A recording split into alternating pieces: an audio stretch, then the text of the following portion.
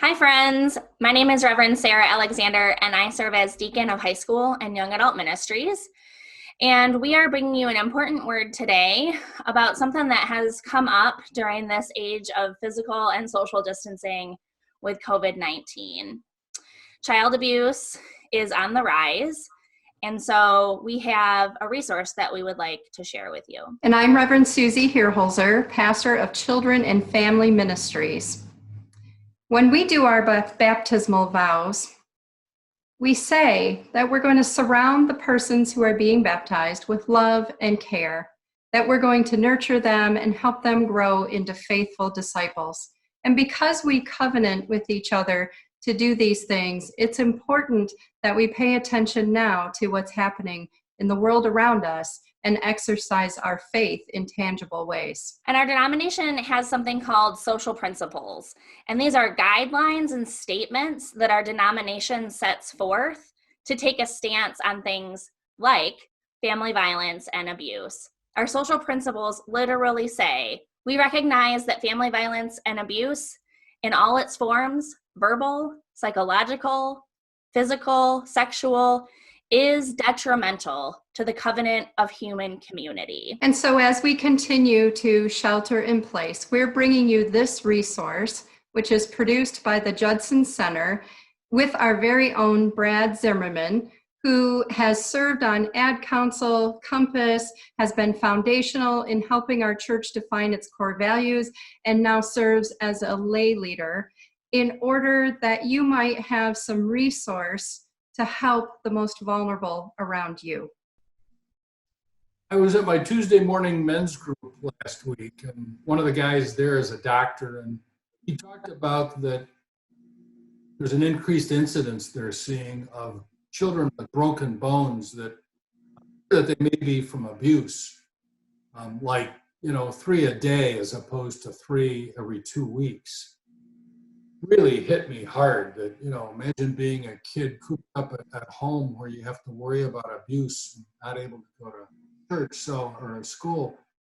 So I decided to try to find out, what we could do to help and then share it with others that might be interested in helping. I happen to be a volunteer board member at the Judson Center. We provide child-safe services to help kids like this. And with me is Khadija Walker-Fobbs, Judson Center, and she's the expert in this arena. So, Khadija, what do you want to tell us about this? Well, thank you for having me, and thank you, Brad, for bringing to light such a crucial issue that we all need to be aware of and the eyes and ears of. As Brad said, I'm Khadija Walker-Fobbs, and I'm the Chief Strategy Officer with the Judson Center. And our child and family departments are under me, so that includes family preservation, foster care, adoption, and also mentoring services. So I'm really happy to have this opportunity to just chat through some of the things that we're seeing and signs and symptoms to look for in abuse. With schools being closed during the COVID-19 crisis and with faith-based institutions not running activities, the eyes and ears that are usually watching children and reporting abuse to our child protective services are not in effect. And so because of that, we've seen a drastic reduction in calls and reports that have come out to child protective services reporting abuse. But we know that abuse is happening. We know that this is a high stress time for people. And data tells us that when economic hardship arises and high stress situations happen, the rates of abuse do increase for children. So it's up to us to be the eyes and ears in our backyard and in our community and know what to look for so that we can help be part of the solution in supporting families and protecting our children. And maybe as Brad's pulling up the screen, I can just talk through a little bit about what types of things categorize as abuse and would qualify for what we need to watch for in terms of symptoms that need to be reported. One of the things that we want to talk about is really defining what child abuse and neglect is. And what that is it's when a parent or a caretaker is failing to act and care for a child. And this could include physical harm, emotional harm, sexual abuse, exploitation, or just the failure to protect their child. And so those are things that we need to be watching for that should be reported if we're seeing something that's concerning where we think a child is at risk. So it really is a matter, we about this happening in other areas, but you know, this can be happening right next door to me or right next door to you. So it's really a matter of keeping an eye out, staying vigilant with the kids that are in your neighborhood, in your community, at church, what have you, that you come into contact with. Absolutely. It's truly a village that, is required to protect and care for children, and that's always been the case. And so you're right, in any backyard, not specific to one region or area. Oakland County, Macomb County, Wayne County has very, very significant rates of children who enter into the foster care system. So we have that responsibility to be those eyes and ears. On the Michigan state law, abuse is defined, as I said, by physical, emotional abuse, sexual abuse, or neglect. And some of those signs and symptoms that we can be looking for as a community on a child would be maybe some sudden changes in child's performance in school, sudden behavior changes. We might want to watch to see if we're noticing that the child is reluctant to be around a certain person, seems maybe scared or frightened. We would also want to be looking for if an adult seems overly passive or withdrawn, not interested in the situation around their children that most parents have in terms of safety. We would also want to be looking to see if a child has certain issues with concentrating in school, showing bruises, or demonstrating something that just seems out of place. We need to be the eyes and ears, as we were saying. I think the next slide talks a little bit about what physical abuse looks like and how that manifests. And so with children who are really experiencing physical abuse at home, not only would they demonstrate bruises, maybe black eyes, but also those children are often aggressive. They might be the children that are manifesting behavior issues, maybe the bullies in a classroom or a school, because they're experiencing abuse at home. That in turn is manifesting itself when they act out and want to harm others. It also might show up in terms of a child not wanting to eat and losing a lot of weight, being depressed. They might be very nervous around adults in general. That would be a sign and symptom that we need to look out for in terms of recognizing potential physical abuse that is happening to that child.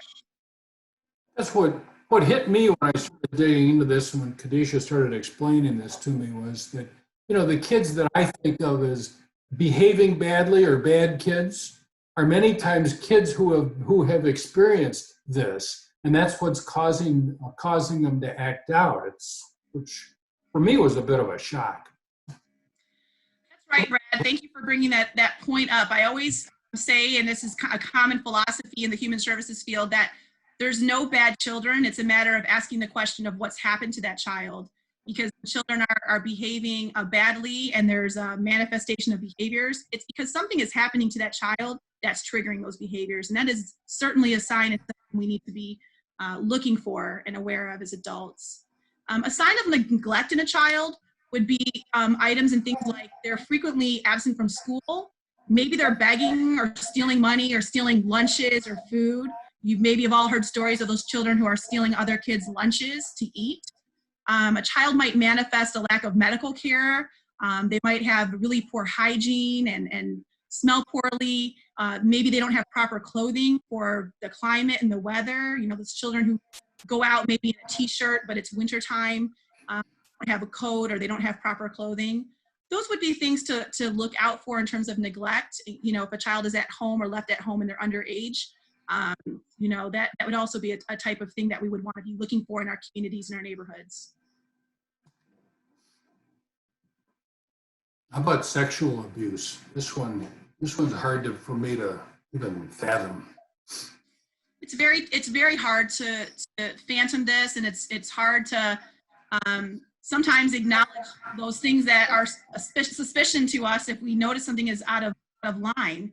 And so things that we would want to look for with a child who might be experiencing sexual abuse would be that they're having difficulty walking or sitting.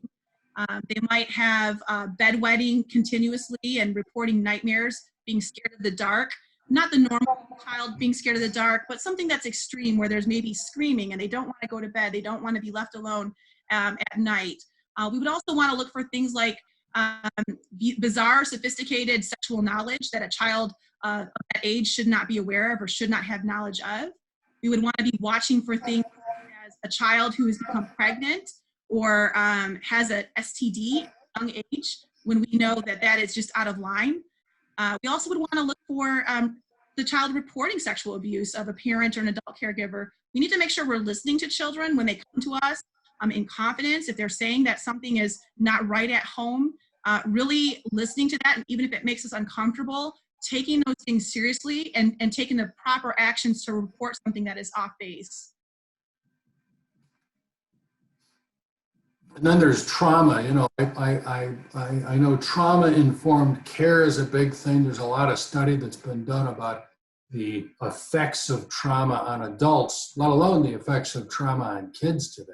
Yeah, absolutely. So there's a lot of science and progress that's been made around recognizing trauma in children and adults, but also recognizing what traumatic events really are defined in changing the way child behavior happens, child brain development happens. And so when a child is experiencing abuse, it is absolutely every category of trauma. And that's going to affect development. It's going to affect how they relate to their world, relate to others socially. And so behavior, mood regulation, physical development of a child, cognitive development of a child, the way they are attached or maybe not attached, all of that are symptoms of experiencing trauma as a child, and will continue to manifest itself in different ways. Often when a child is traumatized in some way, maybe they have been abused or maybe they've been removed because of foster care. Once again, you see those manifestations of behaviors, whether it's flight, whether it's fight. Children respond to trauma, and that trauma needs to be acknowledged and treated. So, you know, my question was, how can I help? Now, you know, I've been on the board at Judson for 18 years, and I don't want to think about the hours I've spent or the money I've spent. But somehow even that seems like not enough when I think about these kids. So, you know, there's a number of ways you can help here. There's a toll-free number here at the top that you can call. And who's that number for, Khadija? Number would go to the Child Protective Services at the state. So if you do suspect any type of abuse or neglect of a child that you have interactions with, that would be the number to call and make that report to. Great, thanks. And then obviously help support the families. You know, a lot of times people are having problems themselves. They're going through trauma themselves. They have poverty issues. They don't want to say they've got money issues, but those stresses are what's causing the problem with the kids. Right.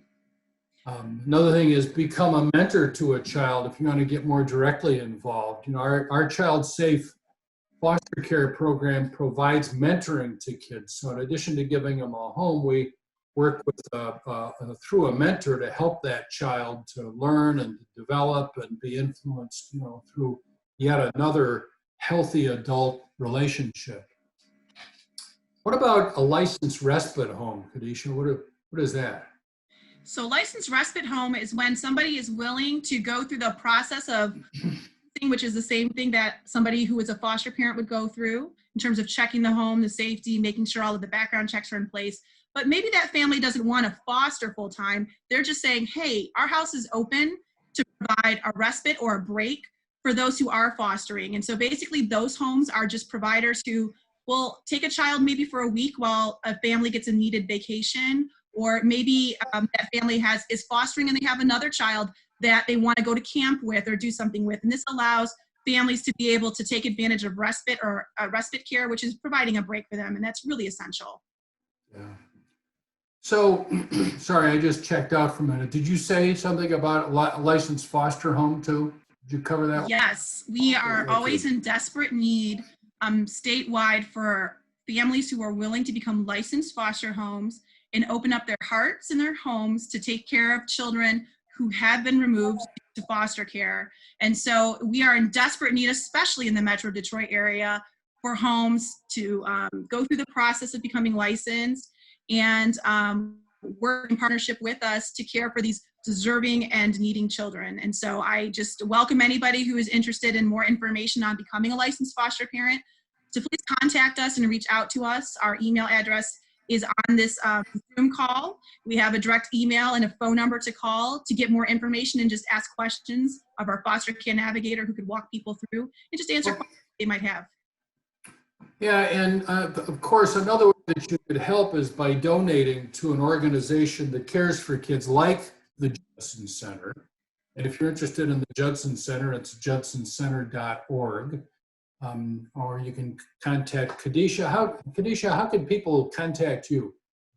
Yes, absolutely. So I can be contacted by calling Judson's main number, which would be 248-837-2104. I can be contacted by email, and my name is a little tricky to spell, but I will spell that for people. It's KHADIJA_ my last name Walker _ Fobbs, Fobbs, and then it's at thejudsoncenter.org. If you call the Judson Center main line, somebody certainly will make sure to put you through and get in contact with me. And if I can provide any additional info or background, please feel free to contact me as well. You could get me at 248-561-4740 or Brad at phoenixperform.com. And thanks for sticking with us today and listening to this. And we appreciate your support. Thank you so much.